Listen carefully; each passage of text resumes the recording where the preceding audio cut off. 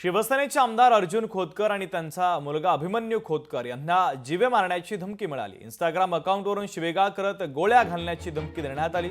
अभिमन्यू खोतकर यांच्या तक्रारीवरून जालना पोलीस ठाण्यामध्ये अज्ञात आरोपीच्या विरोधात गुन्हा दाखल करण्यात आलेला आहे।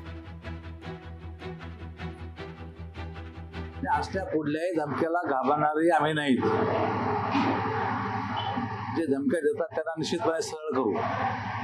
आणि मला असं वाटतं की अलीकडच्या कालखंडामध्ये सट्टा मटका IPL जमिनीचे सर्व गोष्टी या सर्व उघड केल्यामुळे काही लोकांच्या पोटात दुखत असेल आणि त्यामुळं त्यातही ते थ्रेट ते देत असतील। आम्ही हे सर्व काही हलक्यामध्ये घेत नाहीत, याचा सर्वांचा बंदोबस्त करू। याचं पण कधी धमक्या आल्या होत्या?